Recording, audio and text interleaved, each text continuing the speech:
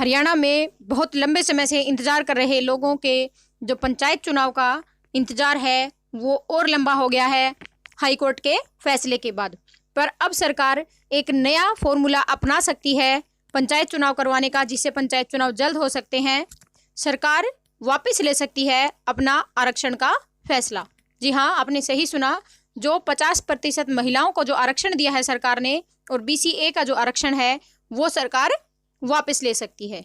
क्योंकि अगर वो आरक्षण वापस लेगी उसी हिसाब से ही इलेक्शन जल्द करवाए जा सकते हैं। नहीं तो जो इसकी अगली डेट दी है वो भी हम बताएंगे कि कब की अगली डेट दे दी गई है सरकार द्वारा।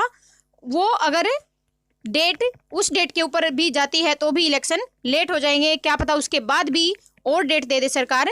तो इससे पहले सरकार अगर इलेक्शन करवाना चाहती है तो आरक्षण का जो मामला है वो उसको विड्रा करना पड़ेगा, वापस लेना पड़ेगा। हम पूरी खबर आपको बताएंगे, तो वीडियो को पूरा देखिए और चैनल को सब्सक्राइब कीजिए। सरकार को वापस लेना पड़ सकता है अपना फैसला, हाईकोर्ट में हुई सुनवाई। जी हाँ, ये जो फैसला है वो आरक्षण वाला फैसला है। साल 2021 के शुरू में हरियाणा में पंचायत चुनाव होने प्रस्तावित थे, परंतु कोरोना महामारी और महिला आरक्षण के कारण चुनाव में देरी हुई। पंजाब हरियाणा हाईकोर्ट ने बीते दिनों चुनाव में हो रही देरी को लेकर दाखिल याचिकाओं में 20 अगस्त शुक्रवार को सुनवाई हुई। हाईकोर्ट की सुनवाई के दौरान सरकार ने अपना पक्ष रखा और दलील दी कि प्रदेश में पंचायत चुनाव में देरी हो रही है। सरकार ने कहा कि वह जल्द चुनाव करवा सकती है, जिससे डबल बेंच की तरफ से निर्देश दिए गए कि सरकार चाहे तो चुनाव जल्द करवा सकती है, लेकिन उन्हें चुनाव पुराने नियमों के अनुसार ही करवाने होंगे।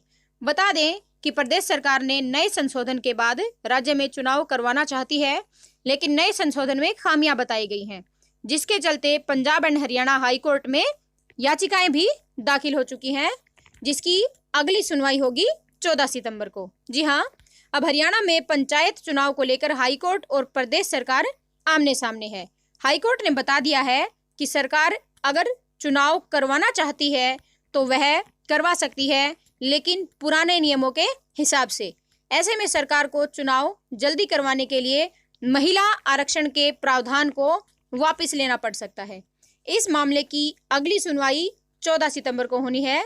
जी हाँ, 14 सितंबर वो डेट है जिसकी अगली सुनवाई पंचायत चुनाव को लेकर होगी।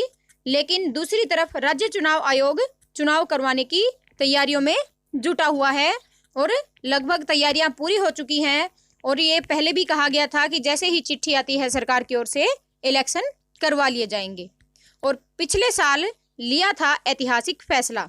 गौरतलब है कि साल 2020 नवंबर में मनोहर लाल सरकार ने ऐतिहासिक फैसला लिया था और पंचायती चुनाव करवाने के लिए एक्ट में संशोधन किया था, जिसके तहत ओड और इवन फॉर्मूला के आधार पर 50% आरक्षण का प्रावधान किया गया था।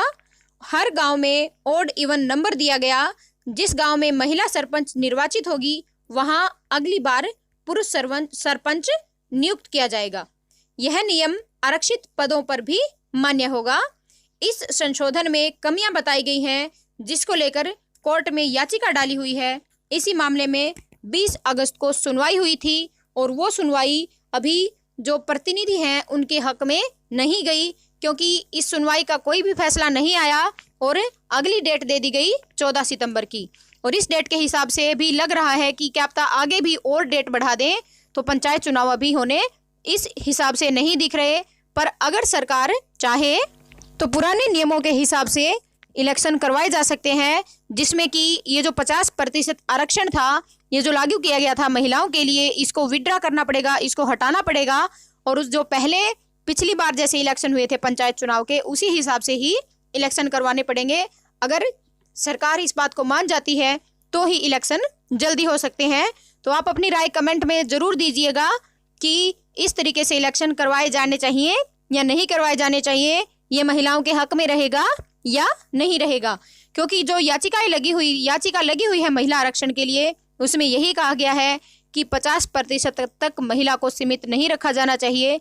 इससे 50% से ऊपर कोई भी महिला इलेक्शन नहीं लड़ पाएगी। और पिछली बार जैसे 33% आरक्षण था तो उसमें महिलाओं की संख्या 33% से ज़्यादा थी।